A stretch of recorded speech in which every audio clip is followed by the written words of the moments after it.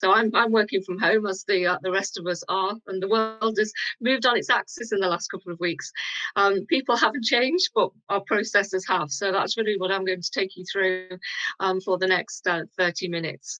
As part of Maguire Training, I manage a team of 40 remote trainers.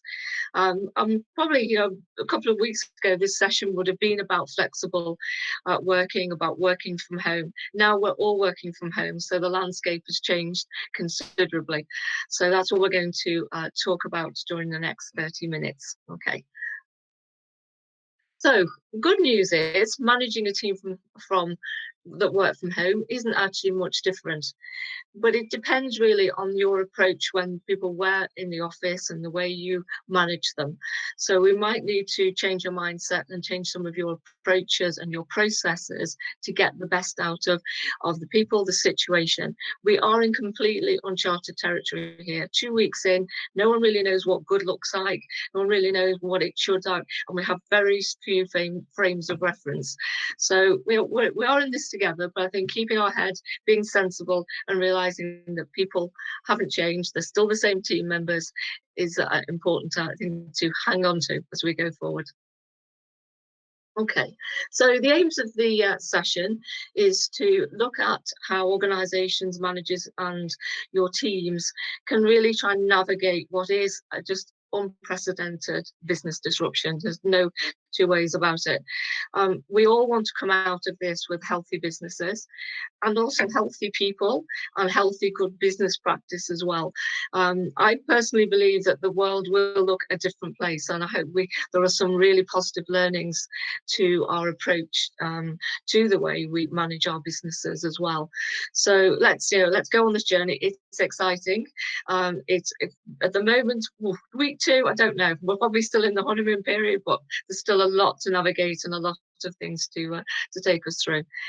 We have supported the session with some copies and slides and information and a resource pack as well, which Alex will distribute to you. Okay. So the topics for discussion: communication. Communication is key. It always will be in whatever situation we're in. It's the thing that if anybody asks about people management they'll always say they're never communicated enough. So important and really vital in this situation. It's not, out of sight, out of mind. We need to take different approaches to communicate to people and make sure they're feeling included as well. Okay, direction. So we don't want to micromanage people, but we do need to have some levels of supervision. We need to know projects are going forward. We need to know we're progressing. We need to know tasks are being done on a daily basis, whether that's maintenance, whether it's client-facing actions that are required. All of these things need to go on. So we will need to find some methods about how we do that. So we'll talk about that in a bit more detail. Technology.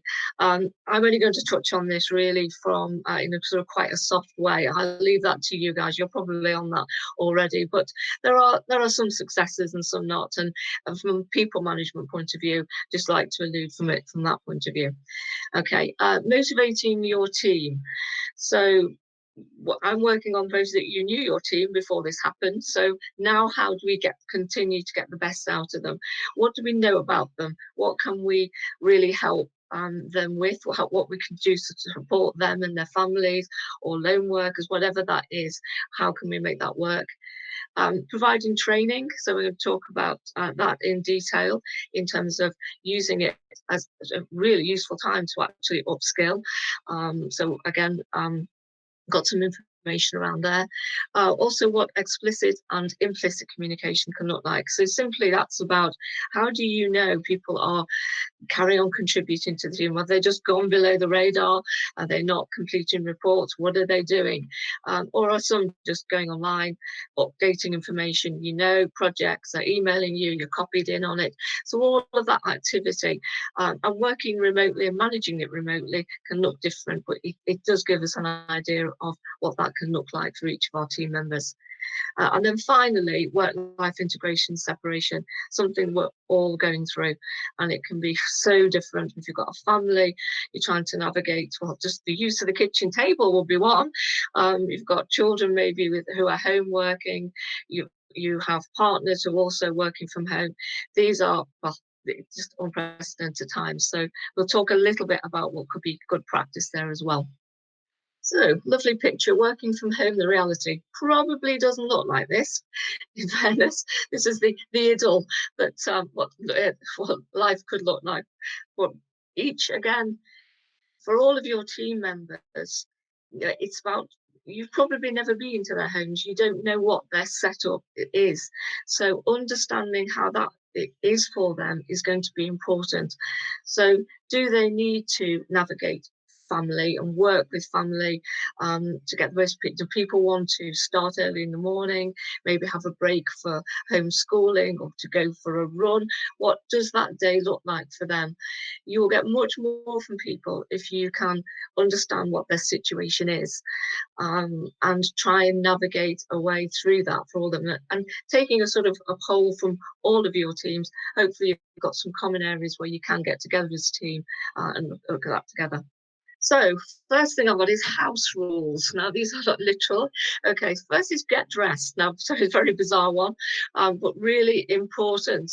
It has been proven that when you literally go from one zone in your head to another, you get dressed, get out your fluffy dressing gown or your sweatpants, whatever it is, does make a difference. And I appreciate at the moment you're not even answering the door to the postman, but it does really just help you sort of get in the zone, if you like, of working and transitioning from home to a work situation as well.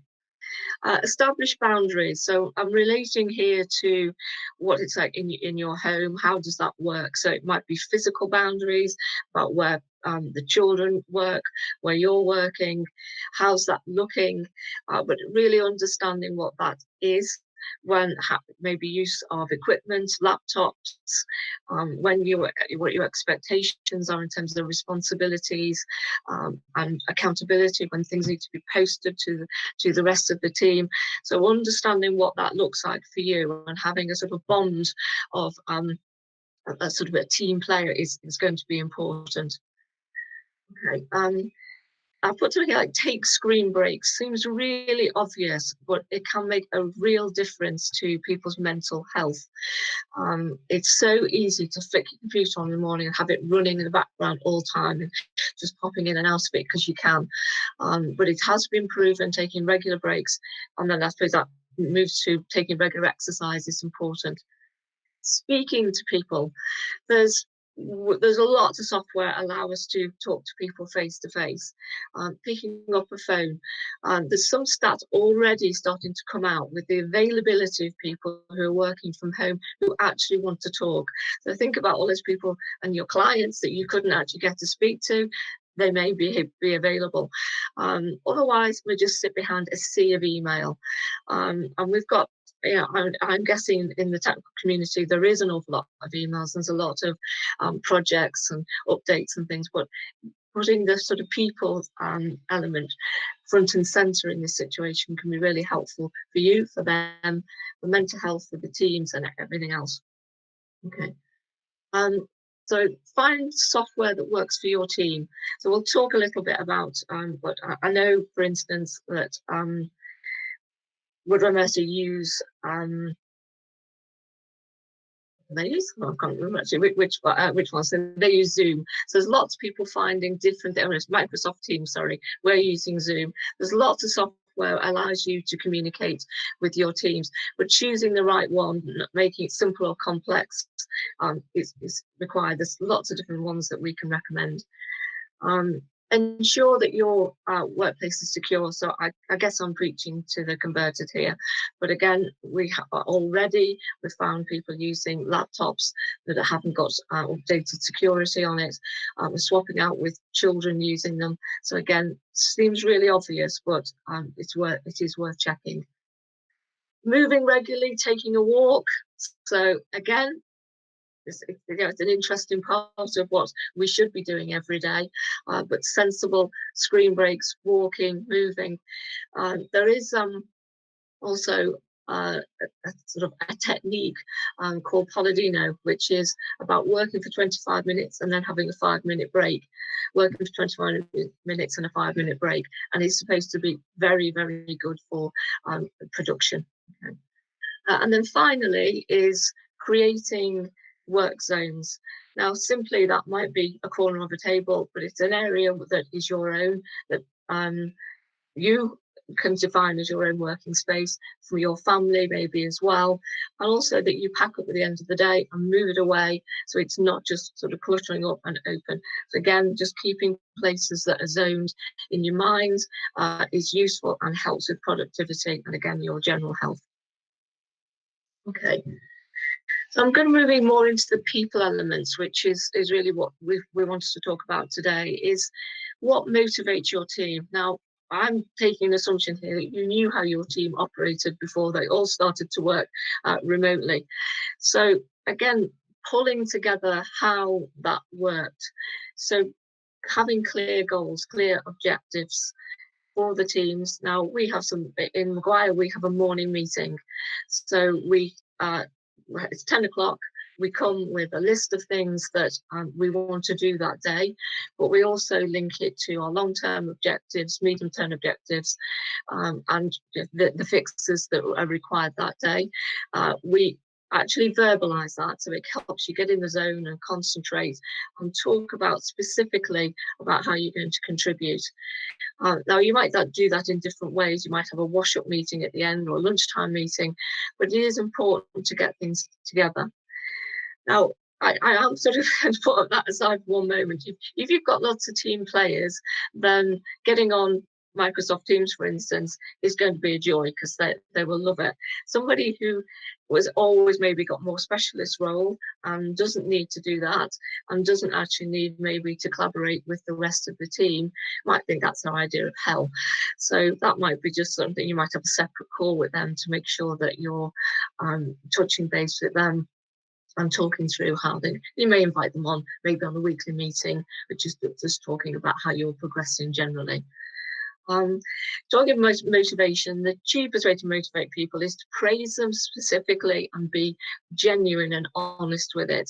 And it's the most heartfelt. So public praise can work for some people really well, so you could do that on your team meets. Individual thanks and praise may be more acceptable and comfortable for some of your teams. So again, understanding how that works for individuals. There's got to be a lot of trust and flexibility. It's the key motivator. You trust me to work at home. I will get on. I am a specialist in what I do. I care. If you give me some flexibility here, I will work my socks off for you. You know, that's sort of what you want that to feel like. I'm going to continue to take responsibility. I might even step up to the plate and take new responsibility on, which is maybe something that's an opportunity presents itself in this climate. So again, that's important. For instance, I'm looking for a new CRM system for our company. It's something we've never got around to doing, but our license is up in August, and we're thinking, yeah, good opportunity. So that's something I've learned, that I'm thinking in this climate, we need something different. So again, the different things come out of working the way we are working. Support. So support can come in so many levels. It might be technical support. It might be just the software that you're currently using to talk to each other on. It could be more technical. It could be just encouraging people to go out and say, go and have some walks. It could be support around people's mental health as well. So again, tailoring that to individuals is really important. Incentives and rewards, they can come in so many different ways. Thank you, we've mentioned. Some of those probably vouchers, but with very long lead-in times will be useful.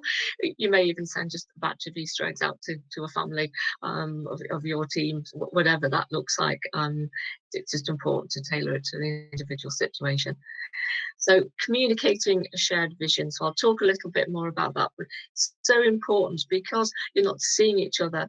Everybody understands how everything fits together, how what you're doing fits in with the greater good.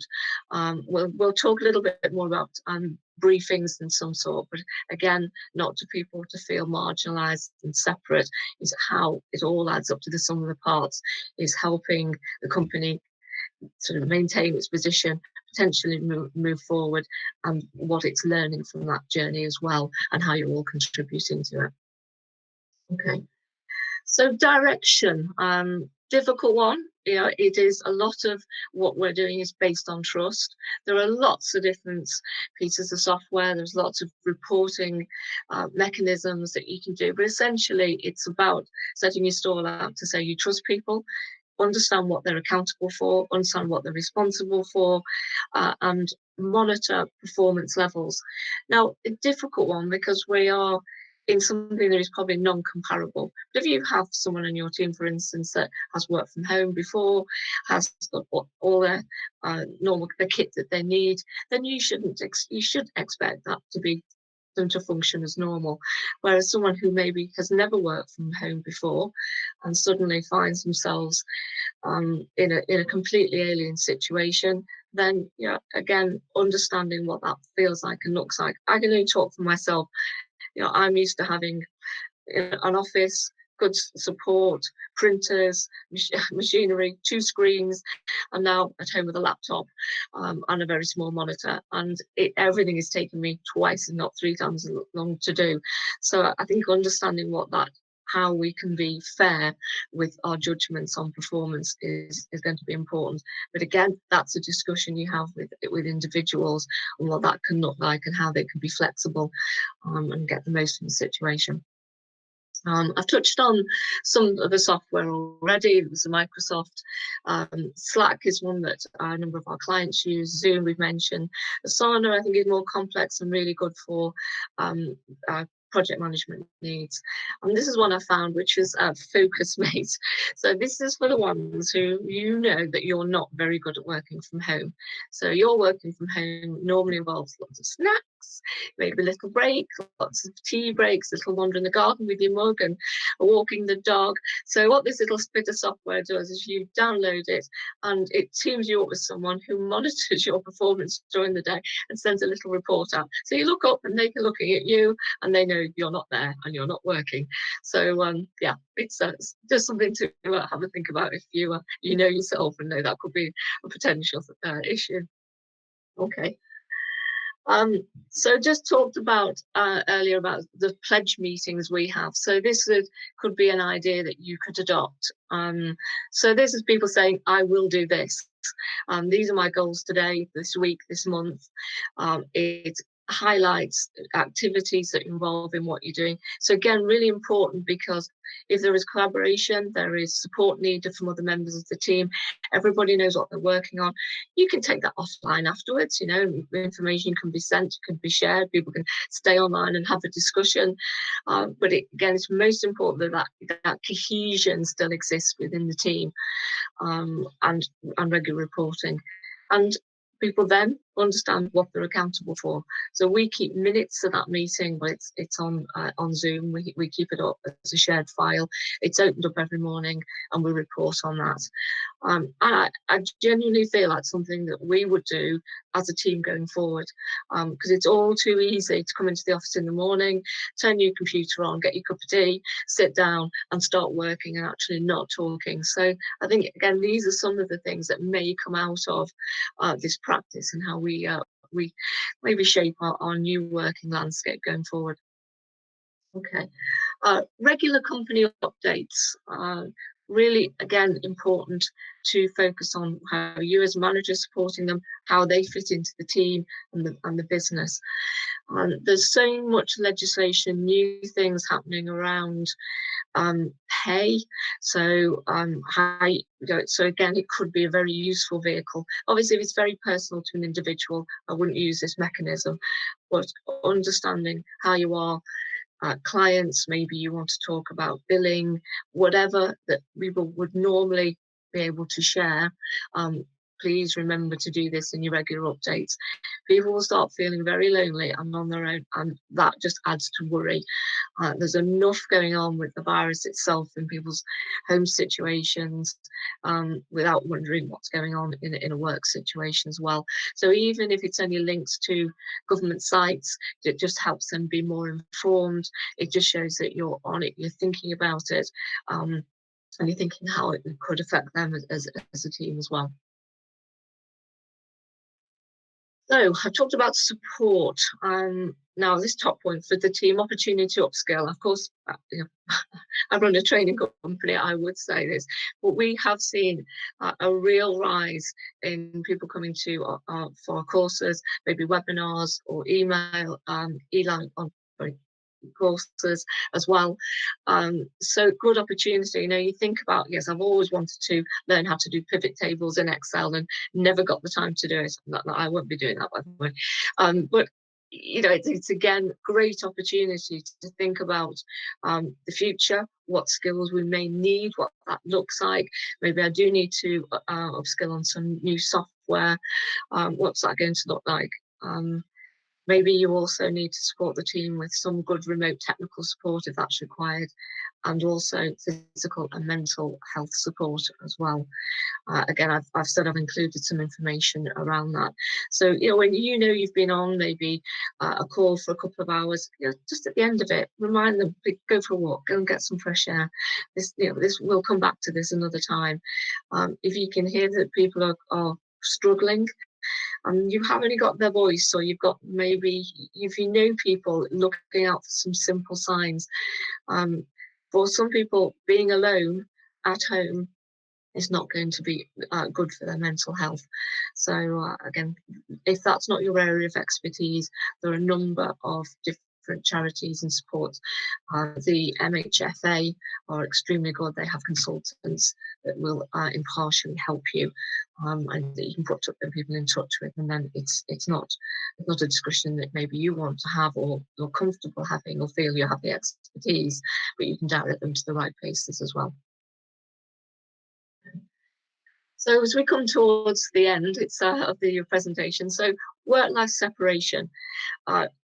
Please try not just to flick your laptops on first thing in the morning when you wake up.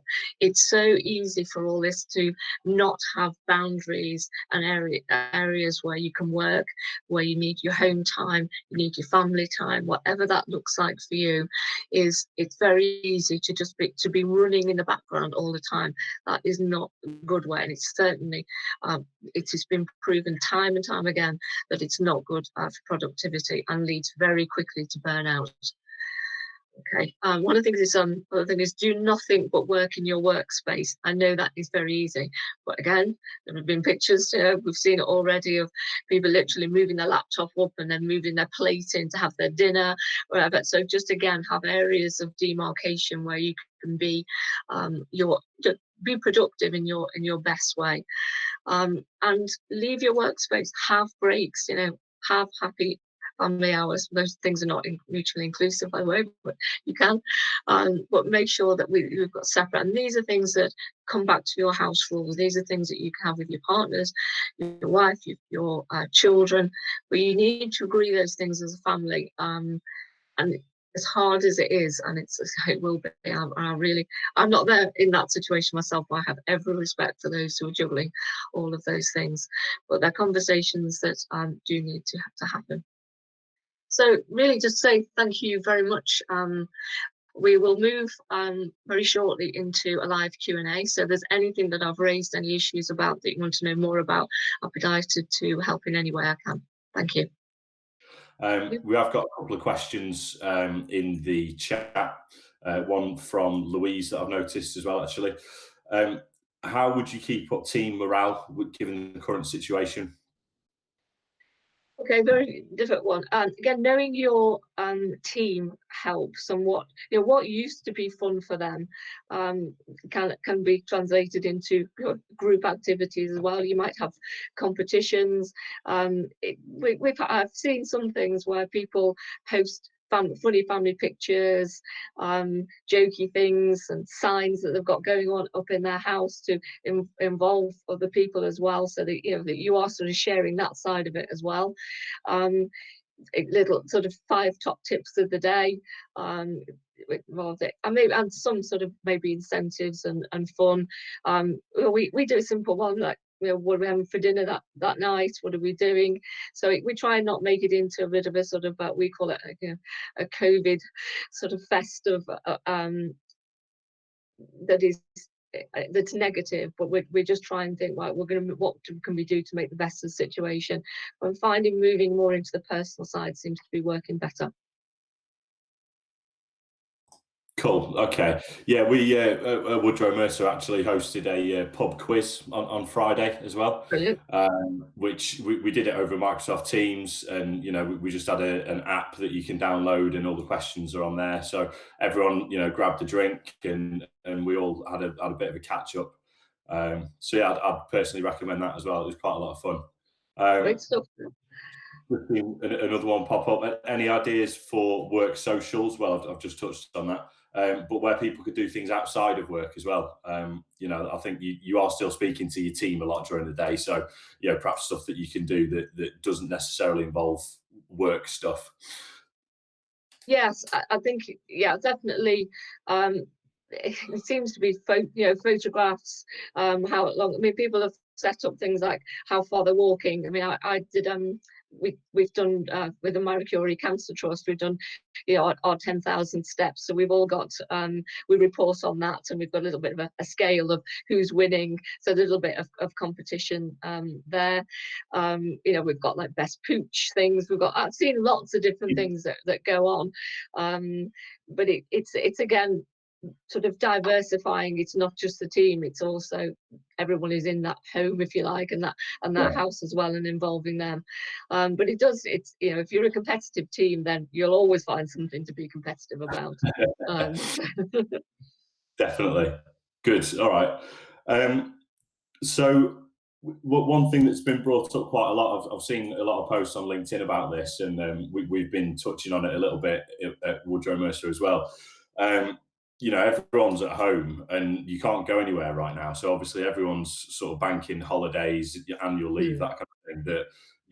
Do you use that now, or does everyone go on a 2-week holiday when we come out of this? What are your thoughts on that? Okay, so difficult one to from a HR or managerial perspective, but I think that generally if you can take holidays now, and it means that you're maybe running slightly with the skeleton staff, but actually that might fit quite well with the workflow at the moment. So you're giving people a little bit more family time together. You're reducing the pressure for the return to work, because the work landscape will be entirely different. Things will ramp up again, maybe in a different way. So you will want to have people available.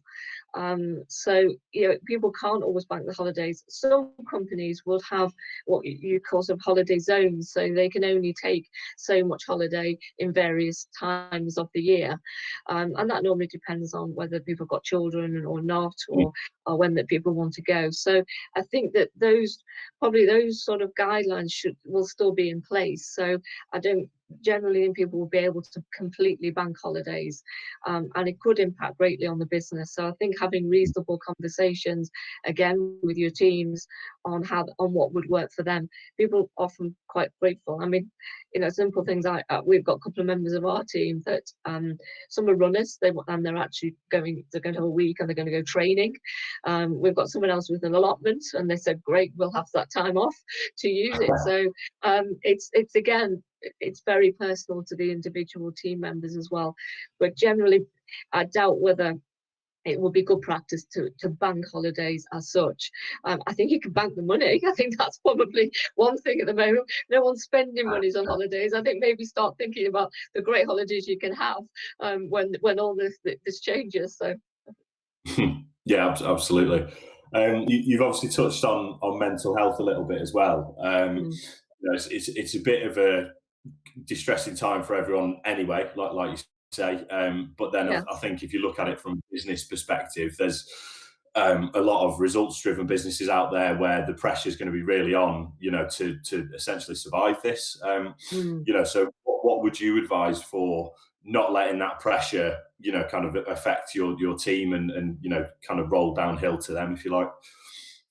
Okay, I think mental health is such a personal thing, so some people will step forward and feel like they can control it, they're in control of it, but actually I know people who are very robust mentally, and this has affected them quite badly. So I think it's understanding that again, if you know the person the way they are and the way they're now started maybe to behave, then you need to support them in an Sure. individual way. Um, it is very difficult, and I, I have heard reports that it's so easy now for people who they probably need to develop more coping mechanisms than they used to, because Yeah. maybe it was a release, getting out, going to the pub, socializing. They were all mechanisms that help support people's mental health. And when stripping all of that away, it's very exposing. So encourage everyone to, and I know I did bang on about it in the presentation, is get out, get fresh air. Yeah. It's really important stuff, and they're simple things. But if for those who are struggling, then they may need to talk to more professional help and get support. And there is an awful lot online. Most of the people, because I'm a mental health first aider, and I know now that I've been sent a lot of things, a lot of resources that will enable me to practice online. So there is support out there, and I think it's also being mindful that maybe as a manager you're not the right person to speak to, and that was actually the role of first aiders. That's what they were there, is that it was someone who wasn't in the hierarchical structure of a company, but actually was someone who was a really good listener and could help and navigate and point you to the right places. So I think it's a very personal approach, but there is an awful lot out there. But I think if you feel it's maybe buddying people up that you think are maybe quite different in terms of personalities and the way they view the world, maybe to sort of help each other or buddy them up on a work project, again, can just help, and that there might be more talking, more dialogue than there would be with you. So again, putting some mechanisms in. Yeah, really good suggestions there. I think, particularly the buddying up thing, sounds really useful. So I think there's one last question on the channel by the looks of it, and then I think we'll probably look like we're wrapping up, to be fair. But so, do you have any books in particular around organising yourself for remote working that you would recommend? Ooh. Do you know, I don't, but I can, I don't, actually, interestingly enough, when I was researching for this course, there is, we are on uncharted territory. There is stuff for remote working, there is things for flexible working, but I think the convergence of what home workings look like, there probably isn't much out there that because it's so new. There is a guide which I will share with you, which was produced by the NHS, because I sort of head up the healthcare division, so that was particularly relevant to people who normally would come to the hospital and work, and then suddenly, mainly the administration and management teams, are suddenly working from home, and there was some guidelines given that I thought were very useful. So I'll happily share those with you, and I'll have a look for a couple of ones on flexible working as well. But as I say, I think we're in unique times. Maybe there's a book in there somewhere. I don't know. Maybe you could get writing one. Fair enough. Yeah, is it in the time? Yeah. Definitely right. Well, I think that is pretty much everything by the way of questions. Chris, obviously, thank you very much again for Thank you. dedicating your time this afternoon to deliver this. Really much appreciated. And as you mentioned, obviously, we'll make the resources available for anyone who wants them. So get in touch if you've been watching, and let me know what you're after. Okay. Cheers. Thank you.